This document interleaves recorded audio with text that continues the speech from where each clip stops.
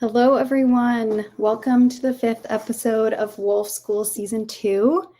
We'll give it about a minute to let people arrive and settle into the space. If you're calling in from YouTube, you can use the chat function to participate in this talk today. So as you sign in here, please let us know where you're calling in from, perhaps whose ancestral territory you're on right now. And for those of you who are tuning in for the first time, welcome.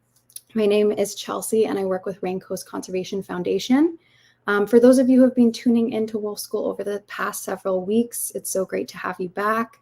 If you've missed any of the first 4 episodes of the season, you can find the recording on Raincoast's YouTube channel, which is where you're watching from now, if you're watching live.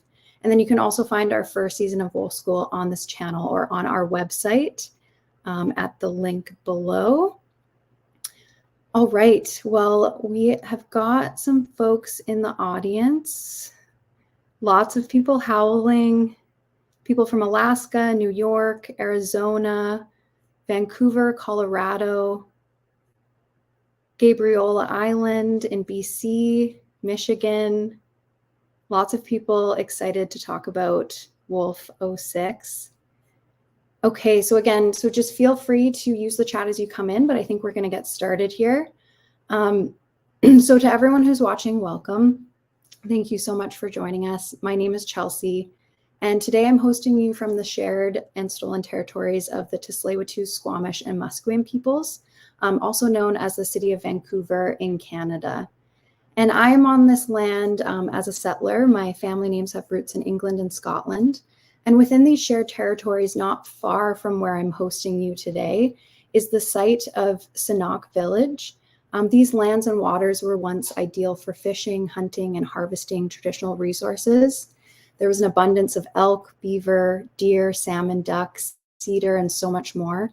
And Sanok was also a place of gathering culture, spirituality, and governance. So I just want to express my gratitude and appreciation to be working, living, and talking to all of you on this unceded land, which remains rich with history and stories that have occurred for thousands of years. So I also want to welcome you to make your own land acknowledgements in the chat box. And so I work for Raincoast Conservation Foundation as director of our Wolf Conservation Program. And this is the 5th class in our 2nd season of Wolf School. So for those of you who are new to Raincoast, we are a charitable nonprofit organization made up of a team of scientists and conservationists who are empowered by our research to protect the land, waters, and wildlife of coastal British Columbia in Canada. And although our research and our work focuses on the protection and conservation of wolves in BC, we care deeply about the wolves in our neighboring countries and around the world. So with this series, we want to provide you with the opportunity to learn about wolves. And thanks to the people, especially our guest speaker today, who have dedicated their lives to watching wolves in places like Yellowstone National Park, we are able to take a deep look into the individual life stories of some of these wolves. So again, audience members are tuning in today using YouTube. You can participate by entering any questions you may have in the chat on this platform. I'll be monitoring the chat throughout the session, and I'll collect as many questions as I can to pose to our guest speaker throughout the session. And lastly, Raincoast is running this Wolf School in collaboration with the Wolf Conservation Center. And if you missed our class with them, you can watch the recording on our YouTube channel to learn a bit more about the ethics of reintroduction programs. So big thank you to them, and also to everyone who has been watching and sharing information about Wolf School, as well as donating. We really appreciate your support. Okay. So now it is my privilege to introduce our guest speaker today, Rick McIntyre. Rick is the author of the best-selling Alpha Wolves of Yellowstone book series, which includes The Rise of Wolf 8, The Reign of Wolf 21, The Redemption of Wolf 302, and The Alpha Female Wolf, which is a main topic of our conversation today. A retired national park ranger, Rick has spent more than 40 years watching wolves in America's national parks, 28 of those spent in Yellowstone, where he accumulated over 100,000 wolf sightings, more than any other person on the planet, worked on Yellowstone's wolf reintroduction project, and educated the public about the park's wolves. Welcome, Rick. Well, thank you, Chelsea. Thank you for having me here today. So, Rick, I was hoping we could start by you sharing a bit about, you first began studying wolves in Alaska's Denali National Park. How did you end up in Yellowstone? Mhm. Well, I worked in Denali for 15 seasons.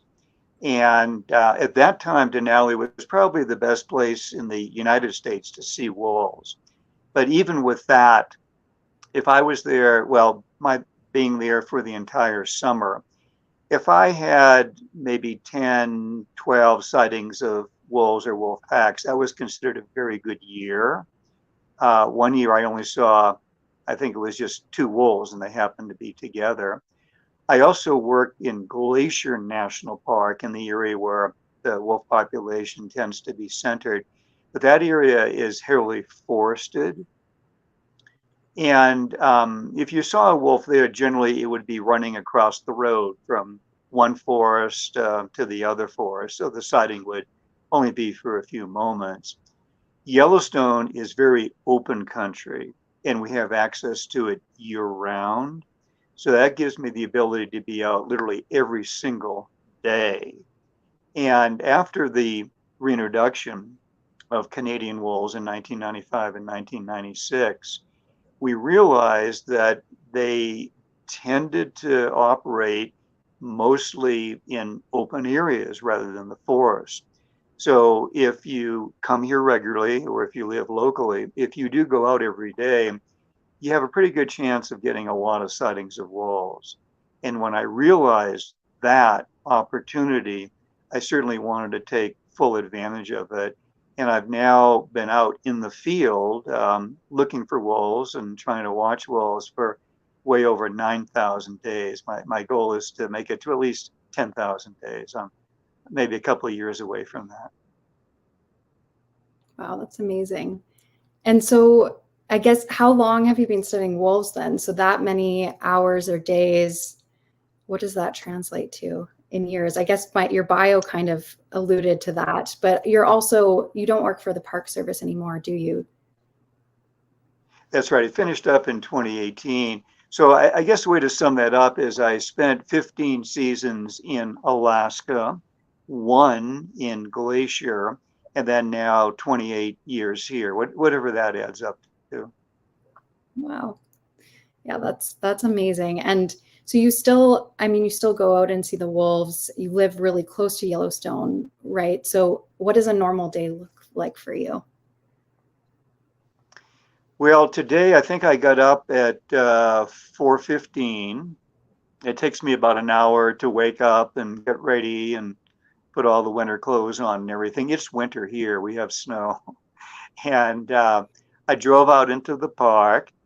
Um, it turned out that the pack that I'm mainly studying, the Junction Butte pack, they ended up being only about 15 miles from my cabin where I am right now. And it looked like they had made a kill during the night. We could see them leave a gully and go up into a forest. We think that they have a kill in the gully. And probably as soon as we're finished, I'll put on all my winter coats and everything and my boots and go back out and see if they're still in sight. That's amazing. Sounds like an ideal day. I would love to be in your shoes. So this Yeah, might it's be a not a better bad question. life. We Yeah. get to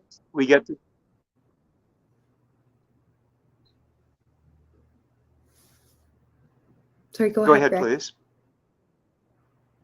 I think there might be a little bit of a lag, You can go so ahead. I don't want to cut you off. Oh, I was going to move on to the next question, but I would love to hear what you were going to say. Well, we see them most every day, and we're just about at the point of the pups being born. The gestation is about 2 months or so. The mating season is in February. We're hoping that the main pack that we study, the Junction Butte pack, dens once again at Slough Creek. The reason for that is we literally can see the opening of the den. It's about maybe a mile away from a road. And we, over the years, the pack has been in existence for, this is 11 years now. We've just learned so much about wolf behavior, and particularly about how wolves try to balance something that humans have to deal with as well. And what I mean by that is balance the fact that every wolf has an ambition to rise in the hierarchy of the pack. So they have ambition to better their place in the family. But at the same time, to succeed as a pack and as a family, they have to cooperate together, cooperate in raising the pups, cooperate in hunting, and then cooperate if a rival pack attacks them.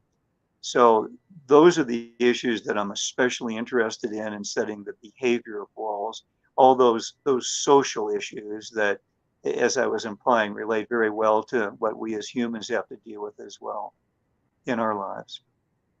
Yeah, that's so interesting. Before we get into a bit about the book and the main character, Wolf '06, I was hoping we could kind of start by defining a few terms. So, it used to be thought by wolf biologists that the pack is led by the big, tough looking alpha male. So I was hoping you would talk a little bit about why that was, and how we came to discover that this wasn't really the case. Sure, I really like talking about this subject because I can make fun of males, which is fun to do. Um, I love the how all this started. Um, Paul Parquet is a biologist that was working in the northwest part of the U.S., and he was studying a group of wolves living in captivity. And there was a 13-year-old girl named Susan Bragdon from a local school that had an assignment to do some sort of a study and write up a report.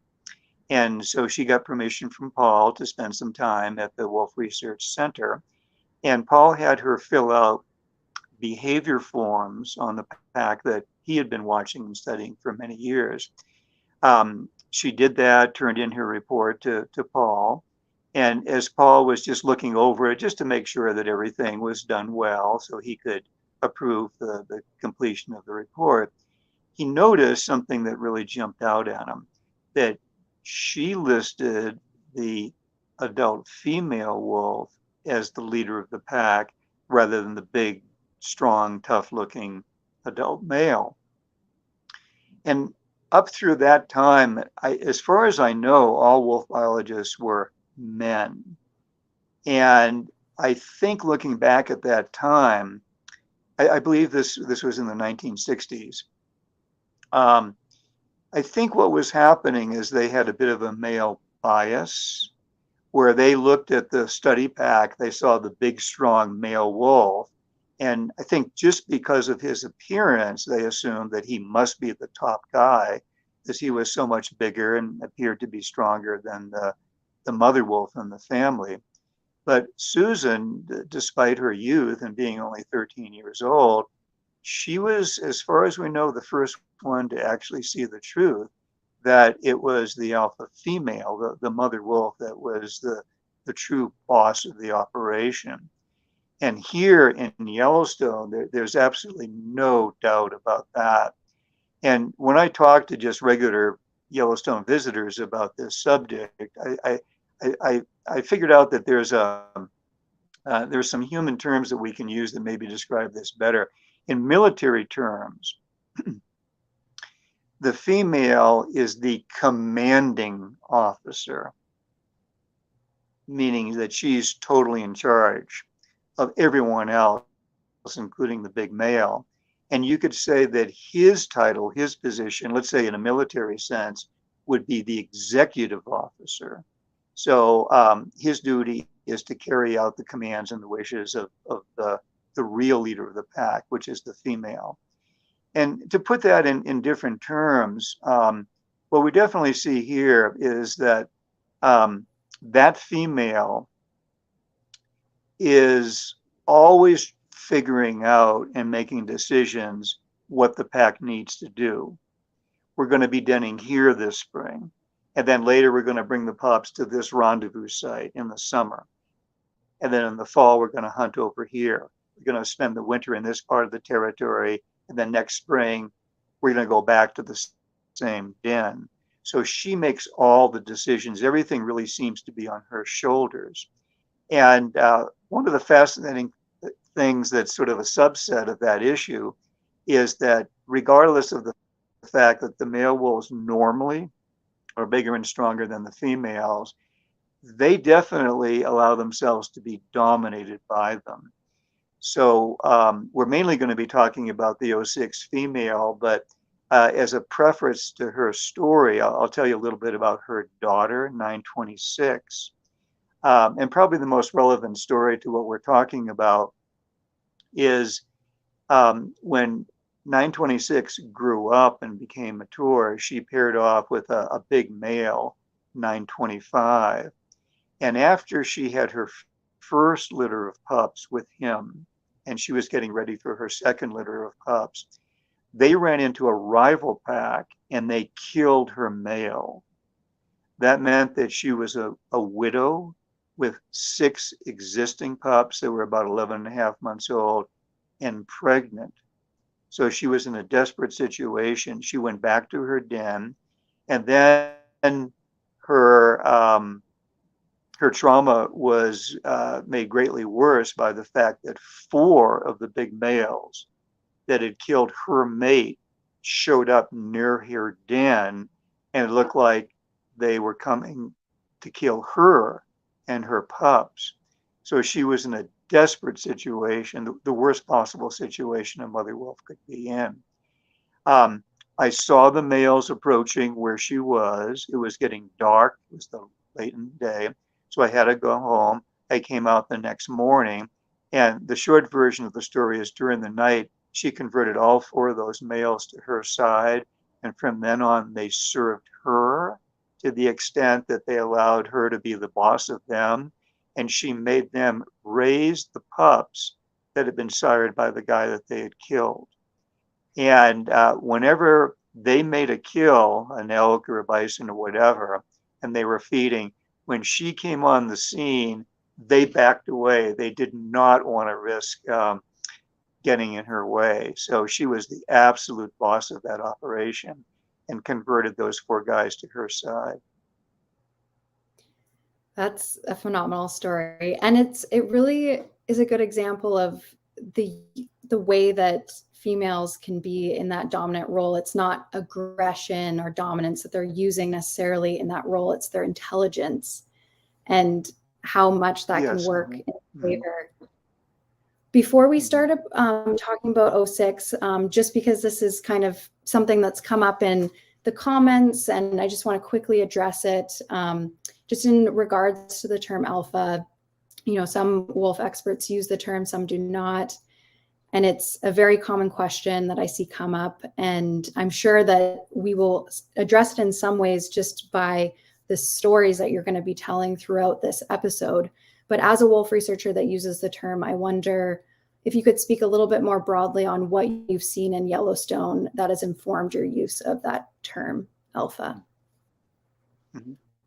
Sure. Well, first of all, let me say that I'm a pretty easygoing guy, so I'm not dogmatic about this. But for me and for our purposes here, I feel that the term alpha really does work for what we see. In Yellowstone, we tend to have large packs. The average would be about 10, but the biggest pack and our most famous pack ever, the Druid wolves, they got up to 38 members at one point. And currently, the pack that I mainly study, the one that we've already talked about, the Junction Butte pack, we think that they have 25 members. So there's a very complicated hierarchy. And I had a friend look up the origin of the word alpha. And of course, it comes from the first letter of the Greek alphabet. And alpha essentially just means first. And so I would say that if we're talking about the female hierarchy, the top ranking female, for me, the term alpha works very well. Um, I certainly would have no problem if someone used the word the highest ranking female or the highest ranking male. If they want to use the word alpha, whatever, that's fine with me. Um, it has been proposed by very high ranking and very respected wolf biologists to use the word dominant for male and female. And if people want to do that, fine. Um, the issue I would have on that, or maybe I should say the comment I have on that, is that in our context here, the highest ranking male and female oftentimes aren't necessarily dominating animals. And the leadership is kind of more by the top male, the top female making decisions, and the other wolves going along with it. Let's just say perhaps like in a human family, the dad decides that today's the day we're going to have the picnic at such and such a location, and so everyone goes along with that. Or the mother decides, well, this is the day that we're going to have spring cleaning, and everyone's going to be assigned to that. So for a human family to organize in something like that, it's not that any one member is dominating everyone else, but they're working together. There certainly is a hierarchy. So there's a highest ranking female in the Druid pack right now. It's 907. She happens to be the oldest wolf in the park.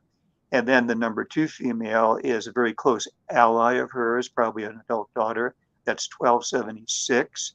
And sometimes they actually function as a team. If there's another female that's, let's say, trying to climb up in the hierarchy.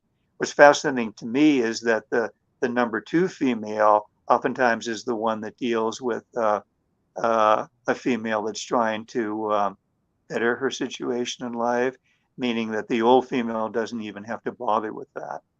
So does that answer your question? Yeah, no, that was a great answer. And I think like just to add to that, even just recognizing the variability and the fluidity of pack structure, and there's a lot of nuance in this. So yeah, like you said, it's really open for, it varies within researchers what term they use, but it sounds like it really represents well of what you see in Yellowstone, and wolves vary out of Yellowstone too. So it's a common question that I see. So I'm glad that we could talk a little bit about it, but I don't want to take any more time away from talking about the main character of your 4th book, which is the alpha female wolf known as 06. When did you first set your scope on 06? Well, first of all, let me mention where her name comes from. She was born into the Agate Creek pack, and that's an offshoot of the Druid pack. Her mother, 472, was born in the Druids. She was born in the year 2006, and she had a older sister who looked almost identical to her. So we called the older sister the 07 female. I'm sorry, that was younger sister. I made a mistake, a younger sister. So we called the younger sister the 07 female, and then the older sister, our main character, the 06 female, and that stuck. It worked very well. She was not collared until late in life. The wolf researchers here, known collectively as the Wolf Project, once a wolf is collared, they're assigned a number. So when she was collared, she then officially became known in our records as Wolf 832, but in common uses, we just kept her original designation, the 06 female. And there's so many things to say about her, but we realized when she was very young that she had a lot of things going for her. I don't know if this is a inappropriate sexist thing to say, but she was drop dead gorgeous. And I mean, if you were casting a captive wolf for a Hollywood movie, I mean, she would be the one that you would pick. She was just absolutely beautiful. And yeah, there she is in action. That was before she was collared. And she had a very, very strong personality and character. She did not take any guff from anyone, and that especially applied to male wolves. Um, females can breed just a little bit before their own second birthday. And so, as that particular mating season came along, we saw very, very quickly how popular she was with the male population in Yellowstone. They maybe this is a little bit of an exaggeration, but they lined up to court her, and we saw that she couldn't care less about these guys. She just rejected them left and right. And if they were a little bit too pushy, a little bit too touchy feely, boy, she would just turn around and wipe them out. And they were so intimidated by her that they wouldn't even fight back. She would just beat them up and leave them lying in a pile. And so she had this very, very dominating personality. And I think it maybe was partly for that reason that she spent several years before she ever really paired off with any male wolf. And it was not for lack of trying by these males. Boy, I remember one particular case where um, this big, big, strong male was trying to get something going with her, and she rejected him several times, but he just really wasn't getting the message. And then finally, boy, she just turned around and wiped the floor with him, left him bleeding on the snow. And every time I tell that story, I can't resist making a reference to a song by the band Heart. The song is called If Looks Could Kill. And the woman singer is talking to the no good boyfriend in this part of the lyrics where she says, if looks could kill, you'd be lying on the floor saying, please, baby, please, don't hurt me no more. And that was pretty much the story of what was happening in that case. And if that male wolf was stupid enough in wolf language to say something like that to '06, I think she would have beaten him up twice as much in wolf language, saying something to the effect, don't ever call me baby. I'm not your baby. Oh, yes. I feel like every time I hear this story, it makes me fall in love with her more and more. True inspiration. And like you said, she was courted by many large and experienced male wolves. So who did she end up choosing? Yes. I know this happened a little bit Well, later in her life as well. Mm-hmm. Mm-hmm. So she got into her middle age without ever settling down, without ever having pups. She was totally self-sufficient. She had become one of the best hunters we've ever had here. It looked like she didn't need a guy in her life, that she was just going to live a life where she preferred to be independent. And then she met two brothers. They later became known as 754 and 755. And we could not discern anything about those young males that gave them any sort of special. Yes, there's the three of them. So she's the gray on the side, and then the two black ones. The middle one is 755, and you can see that he's slightly smaller than his brother to the right. But he was the one, once the three of them became a team, that became the alpha male in the party. Um, I think I already said that they were less than half her age, and when I talk to school kids or high school kids or whatever about this, I like to say the phrase that she was more than twice their age. And in human endeavors, I asked the kids, isn't there a term where you have an older female and a much younger male that pair off, and they all yell out, she was a cougar. And yeah, I think she invented that deal. So she ended up with these two much younger guys, and as I think I already said, we just could not see anything at all from our perspective why these guys won out against all the others, bigger and stronger. But I think later on, maybe we can tell a story that kind of convinced us that she had really picked the right guys. Yeah, I'm excited to get to that story. There's a few things that kind of happened before that particular event that kind of showcased why she might have chosen those two. But I would love to, if we kind of start like her about talking about her first litter, can you tell us a little bit about, or I guess this would actually be, maybe we can jump to her second litter, because I know that there was a really something really special about why she chose that particular site and that particular den. Sure. Yeah, why don't we'll take a few moments to talk about the first litter and then we'll move on. Um, so as a middle-aged female, she found an old den at Slough Creek. It had been used by a previous pack. It originally had been a tunnel dug out by a family of coyotes. A wolf pack took it over. They enlarged it. It had an opening that was maybe 18 inches wide, maybe about 2.5 feet high. It kind of looked almost like an opening to a mine. And prior to her use of it, some of the Wolf Project biologists had visited the site in the non-denning season, and they had measured that it went back 15 feet.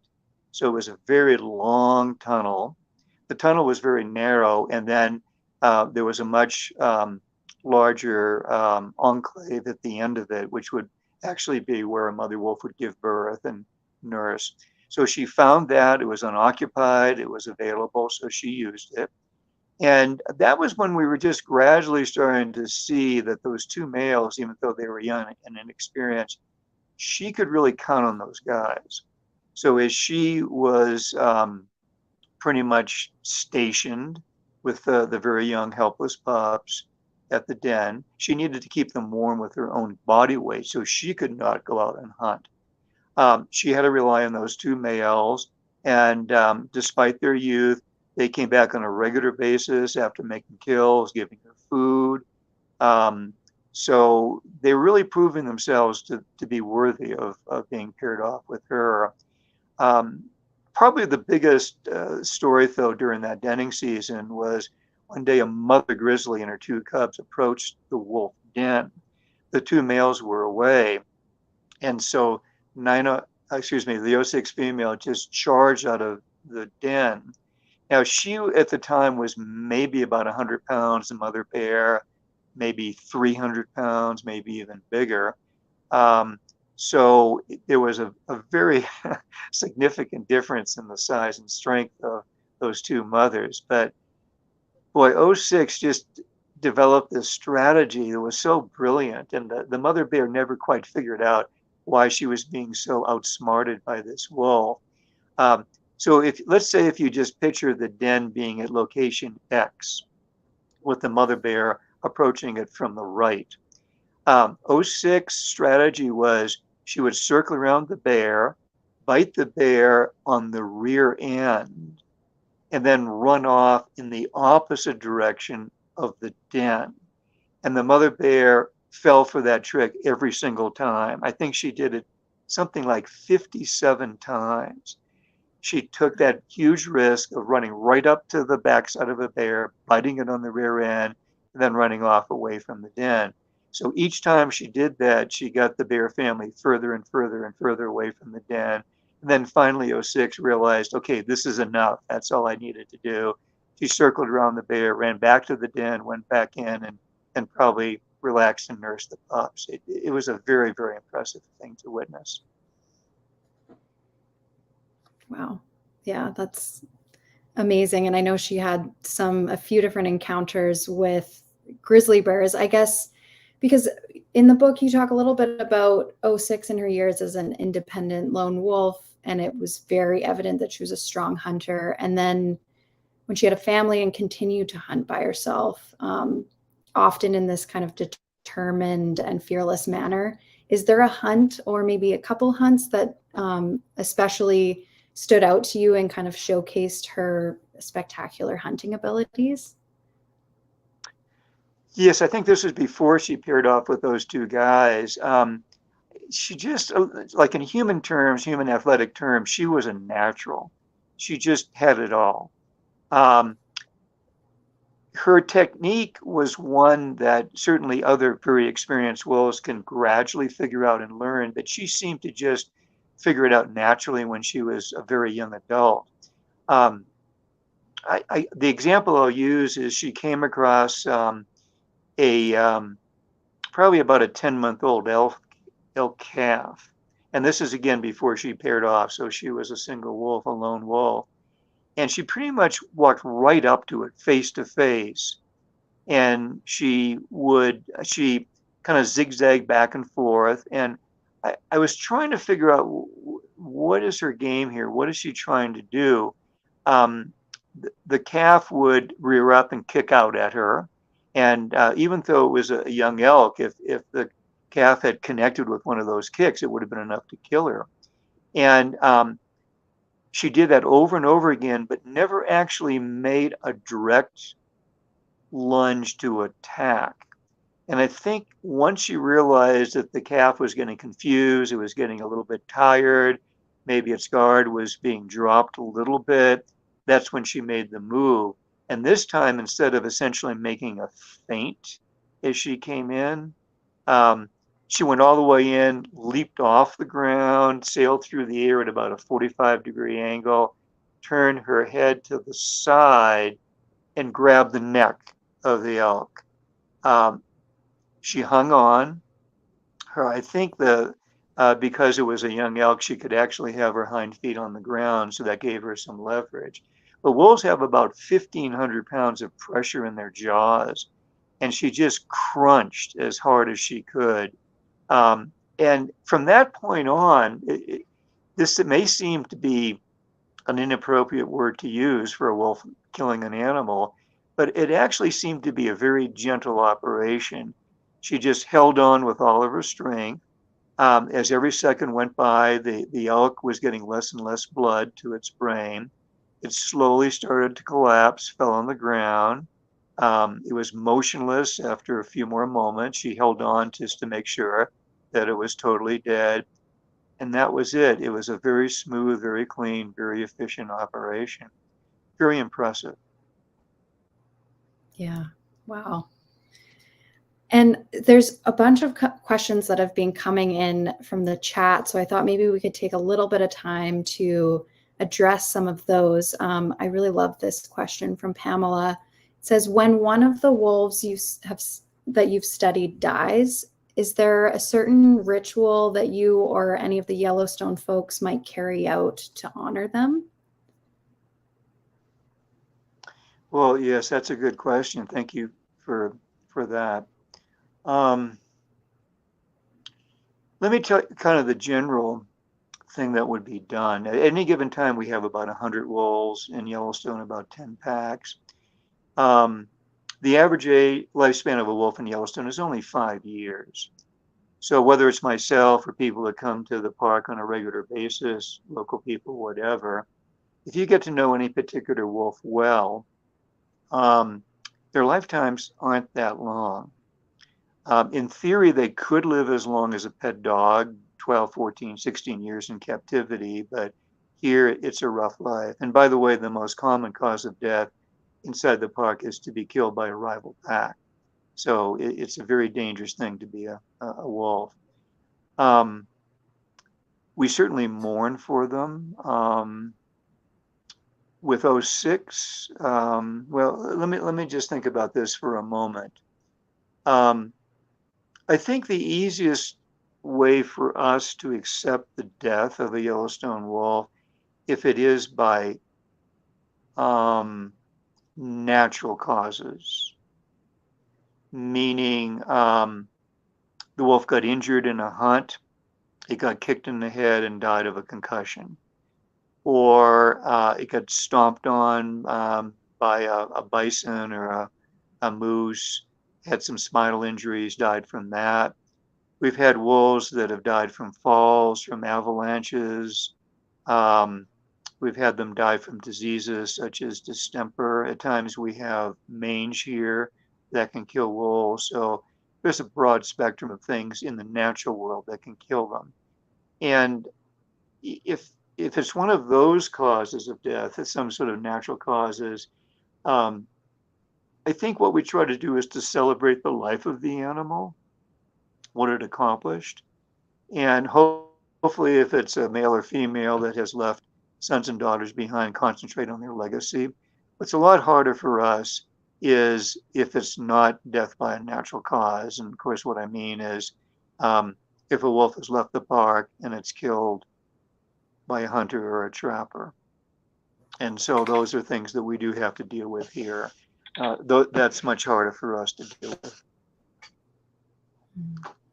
Yeah, and we can get a little bit more into that as we get closer to the end of 06's story. Mm-hmm. One last question from the audience. In general, what are some techniques that you use to distinguish wolves from each other when you're studying them? Mm-hmm. Okay, and that's also a good question. About half of our wolves are black and the other half are gray. So, of course, we can start with that. At any given time, about 25% of them have radio collars. Now, it's not allowed for non-researchers to have telemetry equipment to get the signals, but most days the wolf biologists are out in the field. So if we see a wolf that we don't actually recognize by appearance, but it has a collar, then we can just ask the staff and they'll say that's wolf so-and-so. What we find is with black wolves, let's say if they're uncollared, like most black dogs, most black wolves have some sort of a white blaze on their chest. And that can be different size, different shape, different tone. So, for example, 06 knew two brothers. They both were black. They both had blazes on their chest. One of them had a big blaze and one of them had a small blaze. Neither one of them was ever collared. So we just called the two of them Big Blaze and Small Blaze, and that worked for us. The gray wolves, they don't have blazes like that, but all wolves have a scent mark on the tail, and it shows up much better on a gray wolf than a black wolf. It's maybe the size of a silver dollar. It tends to be darker than the surrounding fur. And there tend to be slight differences in those scent marks. Sometimes they'll have a horizontal line going through them, sometimes a vertical line. So with an uncollared gray wolf, that's one of the things that we would concentrate on, and that may allow us to tell them apart. And then, as with people and as with dogs, each wolf has its own personality. Some of them are goofy, some of them are very serious, and those would be things that we would look for as well, what their personalities are like to identify them. Great, that's so helpful. And to bring it back to 06, in your book, you describe an event in 06's life as likely being the most dramatic event in her life. It's also an event in her life that showcases her intelligence in a couple of ways. And I'm wondering if you can share with everyone the story that I'm talking about. Okay, are you asking about the den invasion? Yes. You are? Okay. Yes. Okay. So we talked about how her first year she dented Slough Creek, and she had, I believe, 6 pups that year. They all survived. She was a natural as a mother. She was a natural at everything in her life. She decided to move the next year, and she made a very interesting choice. She found the den that the Druid wolves had used many years before, and it was the den that her own mother had been born in. So for her second litter of pups, she gave birth to them in the same exact spot underground where her own mother had been born many, many years earlier to her grandmother. To tell the story of what happened that spring, I have to go back a little bit in time. 06's ancestors had a multi-generation feud going on with a rival family of wolves. known as Molly's pack. We could talk all day about the origin of that feud, but I think for our purposes and because we have limited time, let me just say that it had been going on for many generations. Um, the Molly's pack used to live in the north. They were driven out by '06's ancestors, and that probably was the reason for the origin of the feud. And on a regular basis, the Mollies would come back to their ancestral territory and oftentimes have fights with the descendants of the enemies of their ancestors. So that's my setup for this story. And the alpha female in the Molly's pack at that time was a wolf known as 686. And she was an especially violent wolf. During that era, she and her family, I think, had killed something like 10 or 11 other wolves from nearby territories. In human terms, maybe she was borderline psychopathic. Um, she was super aggressive. And that was '06's opponent that year. Um, we don't know why, but 686 did not have pups that spring. That meant that she did not have to stay at her den site. She could go wherever she wanted to. And she chose to go back up north, and there was a confrontation. We were watching '06's den area, which was a forest, meaning we couldn't actually see where the den itself was. I was working for the Park Service at the time, so I had telemetry. I got '06's signal along with 754 and 755. And then we saw 17 Molly's wolves charge into that forest area directly toward '06's den. She had only given birth to her pups a few days before, so I knew that she had not fully recovered from the birthing process, meaning that any ability that she would normally have to run, fight, whatever you want to say, was very, very limited at that point. Um, and what we saw next out of that forest was a whole mob of wolves running out at top speed, about 35 miles an hour. It took me a moment to understand what was happening. And I saw that out in front was '06 running for her life, looking back over her shoulder at the entire Molly's pack who were gaining on her due to her not fully recovering from giving birth. It was a desperate situation. It was literally like watching a scene from an Indiana Jones movie. We saw that she had made what seemed to be a fatal mistake because she was running toward the top of a ridge, and there was a cliff face below that ridge, meaning that she would have to stop, turn around, and by herself fight the entire pack of 17 wolves. We thought this was it for her. There was no way out. But as she had many times before in her life, she knew way more than what she was doing than I gave her credit for. I think somehow maybe she had planned for that.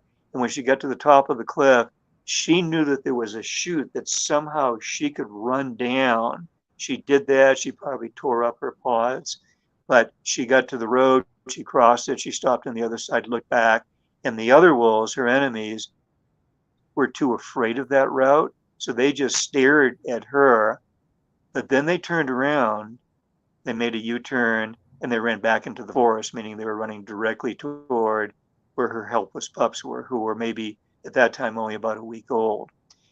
Now, I quickly got out my telemetry equipment. I got the signals from the two males, 754 and 755. And those signals were coming from exactly the direction of the den. So that made me visualize what was going on, that they were probably standing in front of the den entrance in their job as protecting the pups, but there were only two of them, and there were 17 wolves that were coming at them. We've already talked about how '06 picked those guys because apparently she saw something in them that she felt that she could rely on. So this was the ultimate test for these guys. And I don't think I've mentioned, but they were just average sized males. They were not big, they were not strong, they were still young. And these wolves that were coming at them, they had this track record of killing many other wolves, so they knew exactly what they were doing. But all we could do was just stand there and wait. We couldn't see anything. And after maybe an hour went by, we saw all the Molly's wolves leaving the area. '06 went back into the forest. I continued to get the signals from her and the two males. It was getting toward the end of the day, meaning the sun was setting, it was starting to get dark.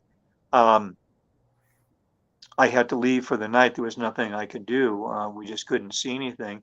I did one last check. I still got the three signals exactly from that same direction. I don't think I've mentioned it yet, but the telemetry, or I should say the radio collars, have a motion sensor detector in it. And the reason for that is if the motion sensor determines that there's been no movement of the wolf for 4 hours, it goes into what we call the mortality mode, which is beats per minute double. And so if you're operating the equipment, let's just say the normal signal would be something like beep, beep, beep. Mortality would be beep, beep, beep, beep, beep, like that. And then you would go to the site and see if you can retrieve the dead wolf.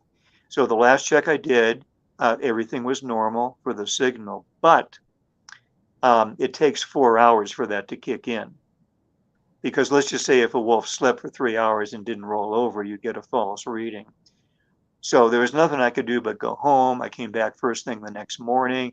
I turned on the telemetry equipment, very much stressed out, assuming that I was going to get a mortality signal from those two males. I first tried the alpha male 755. It was normal, and also normal for his brother 754, as well as '06. To speed up the story, it took us a number of days, but we eventually accounted for all the adults in the family, the three older ones that we spoke about, as and the yearlings from the previous year, and eventually got a normal count of pups as well for that season as well. So what we figured was those two males, 755 and 755, 754, 755, they stood their ground when those 17 wolves came at them. They did not budge, and they saved the life of those pups.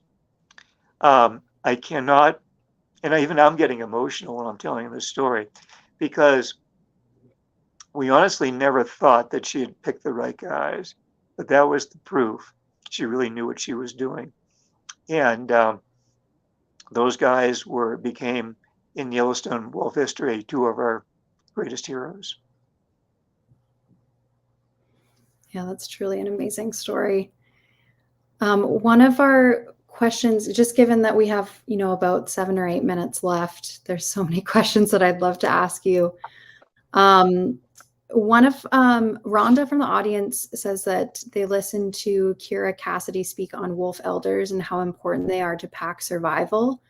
And I wonder, just combining this with one of the questions I wanted to ask you, talking about how Wolf 06's life ended and kind of reflecting on that, but also what the implications are for her mate and her family were when her life was taken. Well, yes, we'll get into that now. And I'm actually I'm finishing up my 5th book on the Yellowstone wolves, and that continues the story of what happened next. So the family later went out of the park. It happened to be a time when there was legal wolf hunting, and the number 2 male, 754, was shot and killed. The family came back to the park. I accounted for all the others. All the others had survived. But a few days later, I saw 06 turn around and lead her family back to that area that would be east of the park. My thinking at the time was that they didn't understand what had happened to their family member, to 754. I don't think they understood how, I'm sure they heard the sound of the rifle shot, but they didn't really understand what that meant. I think they were trying to figure out, why is our pack member 754 not with us? And oh 06, as far as I can figure, decided that she was going to do something about that and find him. Um, that meant that she didn't quite realize that she was leading her family into a very, very dangerous situation. Um, we later found out what happened when they got back there. Um, she and the pack were seen by a man that had a permit to kill a wolf. This is in Wyoming, just east of the park. He looked at this pack and, as a normal trophy hunter would, wanted to take the biggest and the most impressive looking wolf as a trophy. And at that time, oh 06 was the biggest and the most impressive wolf in her family, even bigger than the alpha male 755. So she was shot that day and she was killed. We later heard that when the man was interviewed, he had done everything legally. He was required to retrieve the wolf that he'd shot and take her to the check station so that everything would be done legal and properly. He was with a friend, and they started to go toward where oh 06 was lying, but they realized that another wolf was staying with her. And this is another very emotional part of the story that's hard for me to get through. He was 755.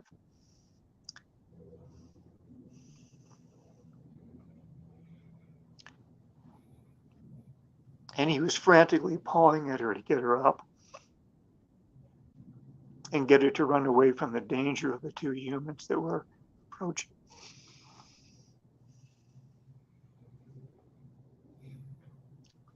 Which meant that he was risking his life because he was aware that these two guys were coming at him as well.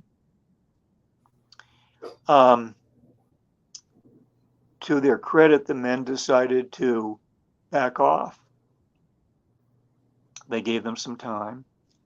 And then, because he was required to turn in the wolf, he came back later. 755 was still there, but they just had to retrieve oh 06. It was only when they got very close that, in the final moments, 755 finally left his mate. So that story, as emotional as it was to us, I guess I've never thought about it this way, but it actually helped us to know that if she was not killed instantly by that bullet,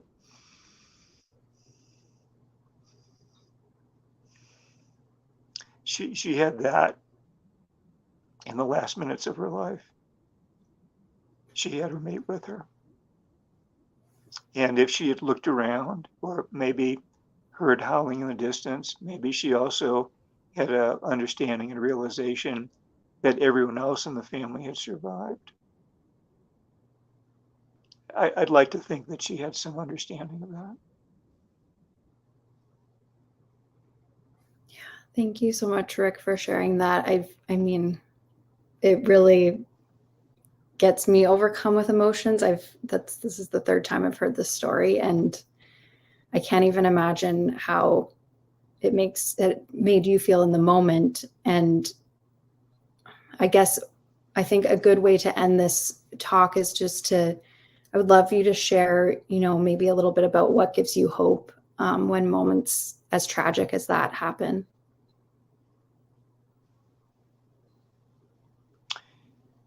Yes. If you can allow me, let me tell you one last story.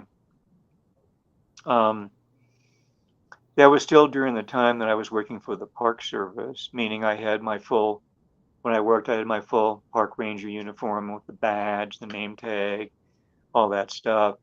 And not long after her death, I was asked to speak to a school that had brought the entire district to Yellowstone on a field trip. But it was from a very small Montana town, very small, because the entire school consisted of one teacher and I think it was 6 students. Um, and I'll say that it was a town that most people would be considered to be anti-wolf. And that's fine. I'm very comfortable talking to anybody about wolves. I don't have any problem with that. Um, the teacher introduced me. Um, it just happened that even though the school went from kindergarten, I think, to 6th grade, it was mostly the younger kids, including several in kindergarten. So after introducing me, I was just saying, getting ready to talk. But before I could say anything, one of the younger kids, a kindergartner, just started to talk. And you know how they are at that age. They want to tell you stuff. And I've done something like 10,000 talks in my life, so I'm pretty used to this. But I've never had a talk like this because this, I guess, a 5-year-old boy, um, this is what he blurted out. He wanted to tell me something, and he said, I know the man that shot that famous wolf. And this was only a short time after '06 was killed. So I certainly knew he was talking about '06. But I'm standing there in my park ranger uniform representing the government, and I'm trying to figure out how do I respond to that? It was still an emotional story for us. It wasn't long after her death. Um, I honestly couldn't really think of anything that was proper to say. Um, I was tempted to say something like, yes, it's really too bad that she was shot. She was a great wolf. We all knew her well. We were so sad to hear of her death. But I knew for sure all those kids would go home, and at dinner the parents would say, "What did you do?" "Oh, we talked to this ranger. What did the ranger say?" And it would be very easy for the kids to, let's say, misstate what I was trying to get across, and maybe say something like, "Oh, the ranger said that wolf shouldn't have been killed." Once again, it was a legal shooting, so I needed to be very careful. And I just have to admit straight out, I wasn't smart enough to figure out something to say in response to the boy. I was just standing there kind of dumbfounded. I'd never been in a situation like that before in my life. Then it got worse because he wanted to tell me something else. Um, After saying, I know the man that shot that famous wolf, this is the next thing he wanted me to know. And my daddy just bought a license to kill a wolf. So what do you say to that? If I was to say, well, you shouldn't do that, or these are park wolves, sometimes when they go out and it really, does this and that to the family. There's a lot of things I could say, but none of them would really have been appropriate in that situation. And it wasn't that I was worried about getting into trouble. I just honestly couldn't figure out, what could I say to turn around this situation? I looked at the teacher and she also had a kind of a pained expression on her face, and she didn't know what to do either. And it was literally one of the worst moments of my life. I just didn't know what to do. This kid had me. Um, and then he started to talk for a third time, and I'm thinking, oh no, I don't believe this. And now it's even going to be far worse. So after saying, I know the man that shot that famous wolf, after saying, my daddy just bought a license to kill a wolf, there was one more thing that he wanted me to know. Here's what he said, but I hope he doesn't. But I hope he doesn't. What a turnaround. And I never knew what had gone on in that boy's life to grow up in a town that was anti-wolf. Did the teacher have a lesson on wolves? By that time, there was a documentary on TV about '06. Maybe he saw that. I don't know. But something exposed him to the life story of '06, and it had changed him, as her story had changed many, many other people over the years. So that incident with that boy totally turned around our sadness, our depression, our pain about her death and the manner of her death, because her death changed people, changed people. It changed that young boy. So that's what I stress when I tell her story. Yeah, she died under tragic circumstances, but her death meant something. It changed people.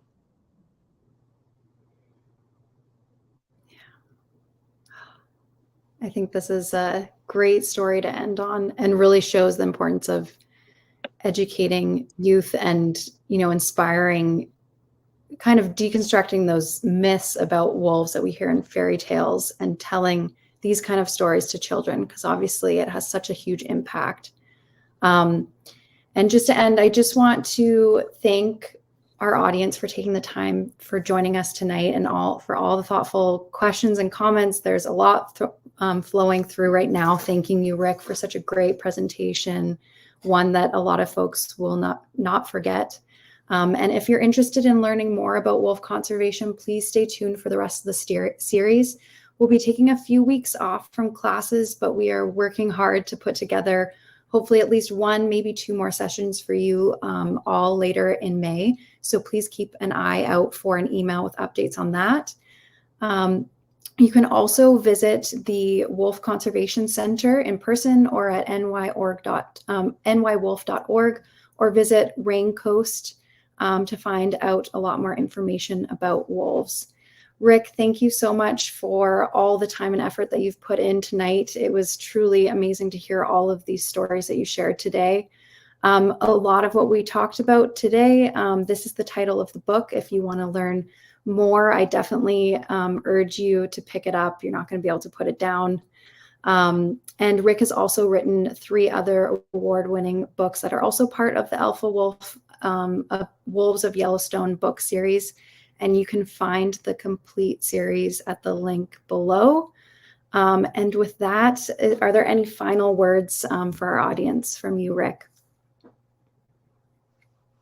Well, thank you for summing that up there. And we're very close to finishing the writing on the 5th book, which continues the story of her mate, her widow, 755, and her daughter, 926. And 926 lived a life that was just as exciting and as epic as her mother. It's a very different life story, but she had just an outstanding life. And like her mother, she totally dominated all the males in her life. They were terrorized of her. So she carried on that tradition that her mother had so effectively inaugurated. Great. Well, I think we'll all be waiting and anticipating the release of that book. I'm excited to read it. And again, thank you to everyone. Have a great rest of your evening. And thank you again for joining us. Goodbye, everyone. Bye.